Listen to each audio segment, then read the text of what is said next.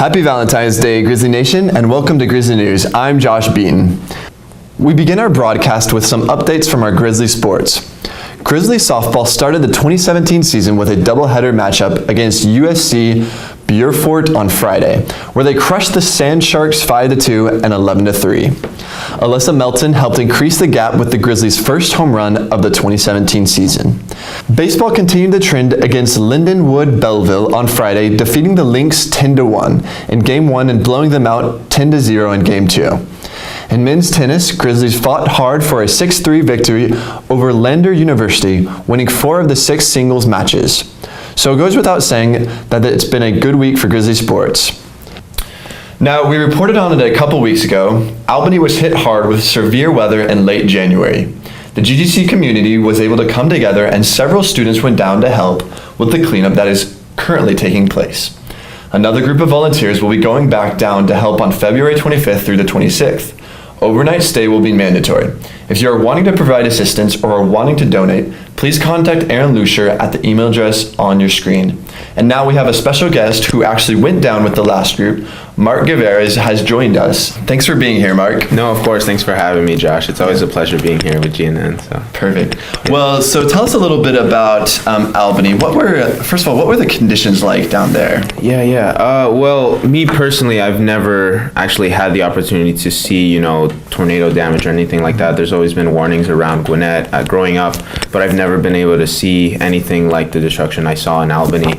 And based on what the community members over in Albany were saying, I mean, you could compare it to a war zone, like a bomb dropped on it. I mean, it looked lifeless, in all honesty. Just like debris everywhere. Houses were torn down. There was a warehouse that we passed by, which was, you could see it took up a whole block of road. And you could see where the tornado just ripped right through it. Yeah. So, it was crazy destruction. Right. It was really sad, Like you say, normally people aren't able to get that image in their head. No. Yeah. Until they're actually down there. Right. Exactly. Yeah. You see pictures, you see these videos of, things that happen, catastrophic events all around the world, but until you're actually there, granted this was just a tornado, there's hurricanes, earthquakes, whatever it may be, but it's just very heartbreaking to see. Yeah, it really is. So how are y'all, what did y'all do to help the locals down there? Right. So of course, as you know, a couple of, GGC students went down to help, 4 days notice, so it was all very spontaneous. But once we got there, we teamed up with Albany State University, which is the local university over there. They allowed us to dorm over there overnight to get some rest after day work.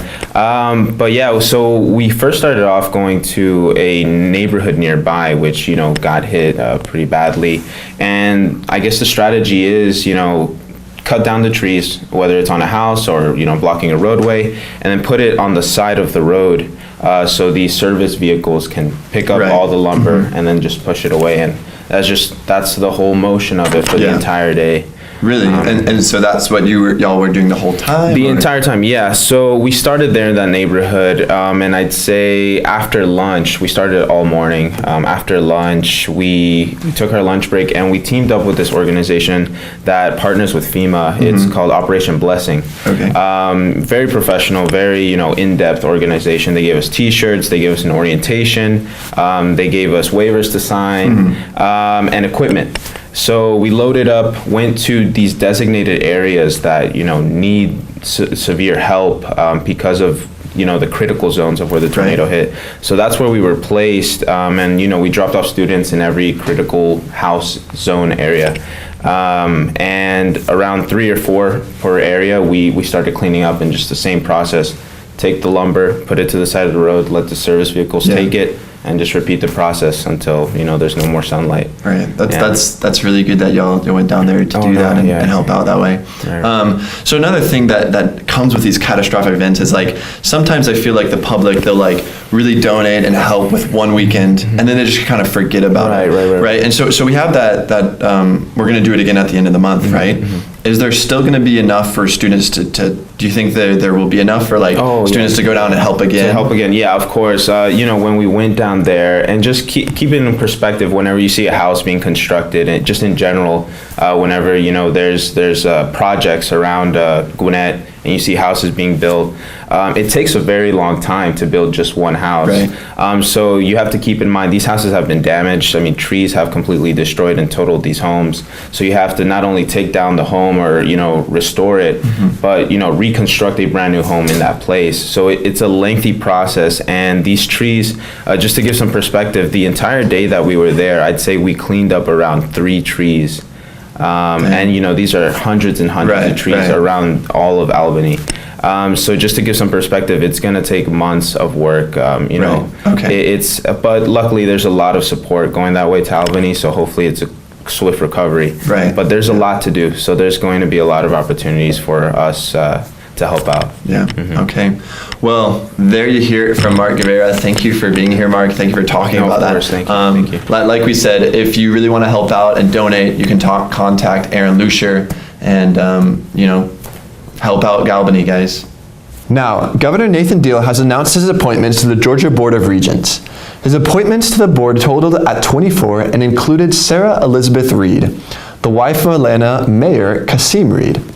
These appointments come after members of the GGC Student Government Association, Honors Program, and For Pillar Society visited the state capitol to meet with the governor and other leaders to discuss meaningful issues, including higher education, on Thursday.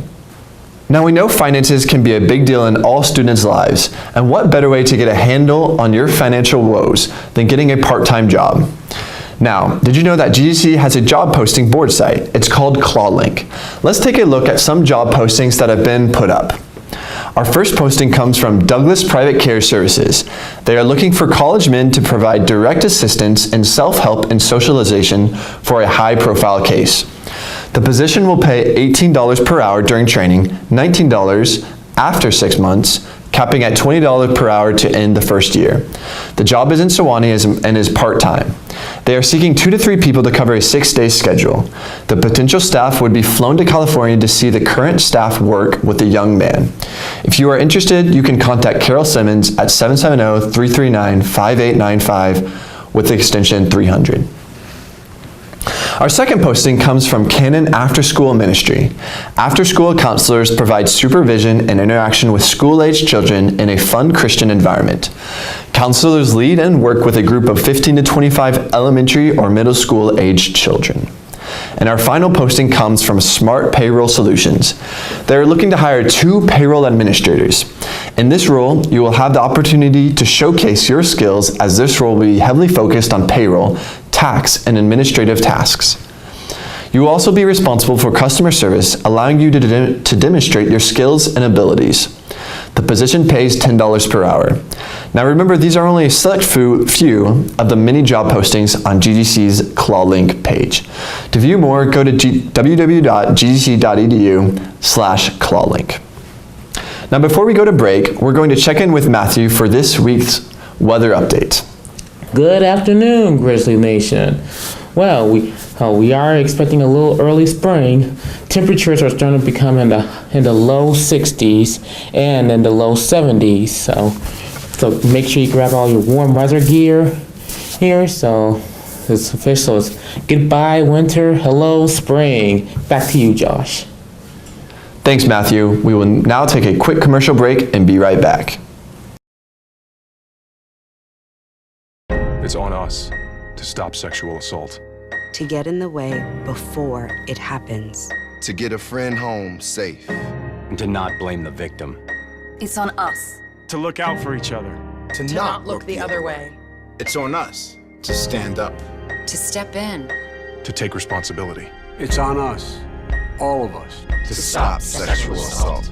Learn how and take the pledge at itsonus.org. Donald Trump's travel ban may be headed to the U.S. Supreme Court. Right now, it's still on hold after a unanimous ruling by the Ninth Circuit Court of Appeals. The 3-judge panel said the government presented no evidence that an immigrant from any of the 7 mostly Muslim countries had carried out a terror attack in the United States. President Trump blasted the decision, calling it, quote, a political decision, and tweeted out, "See you in court," as you can see on your screen. For more on this, I want to bring in GNN political correspondent Aaron Motton. Thank you for joining me, Aaron. Thanks for having me. Yeah, no problem. So give us an update about what's going on with the travel ban. Pretty much like you said previously, the Ninth Circuit Appeals Court in California decided to get rid of it. They decided we're not going to reenact it. Mm-hmm. So Donald Trump said, we're going to see you in court. That means he wants to appeal it and take it all the way to the Supreme Court. To the Supreme Court, right. And so what was their decision based on?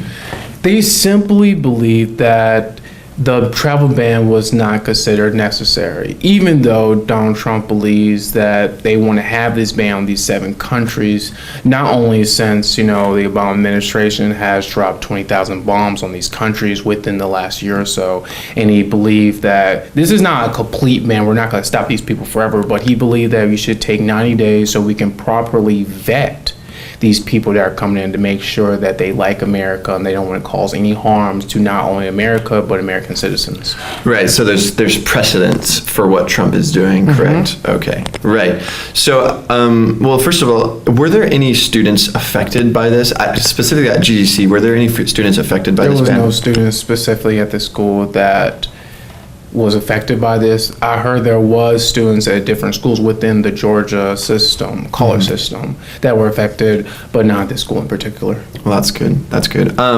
So I guess what's the future of this travel ban? Like, he's going to take it to the Supreme Court, but do you think that they will decide differently than the other court did? Well, hopefully so. I don't believe that we should just ban. I mean, I agree with the ban. He has the right to do it. It is considered constitutional. Maybe not for the people who had their visas. So maybe if they were to change it so the people who already had visas to come here are allowed to come back in. I understand they should have allowed that. However, just blocking the people with the visas, inclusion with everyone else is just not the right thing to do. Especially, but it's only 90 days, so right. It's not that long.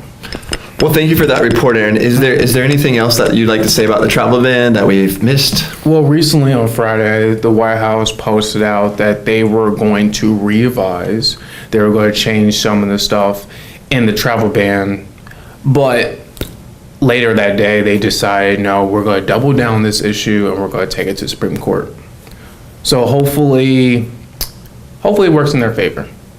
Oh, well, wonderful. Well, I guess we will continue to update y'all as that happens, as the Supreme Court makes the decision and stuff. So stay tuned in the future. College happens.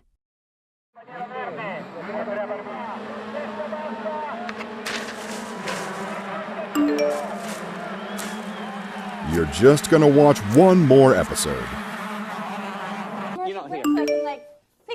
Okay, one more. Or another. It's okay. It's not due until 11:59 p.m. Challenge accepted. Chegg Study will help you get your assignments done faster, no matter what's distracting you. Over 90% of students who use Chegg Study finish their homework faster and get better grades. Leadership, scholarship, creativity, and service are a major component of what is expected of Grizzlies here at GDC. We feel as though it is important to highlight members of the Grizzly community that best exemplify one of these 4 principles. Today we have chosen Flo to be the Grizzly of the Week. She's not able to be with us here today, but she's a student who excels in the service pillar by helping her fellow Grizzlies in class. Congratulations, Flo, on this amazing award. Well, that does it for Grizzly News. I'll see you back here next week, but until then, keep growling, Grizzlies.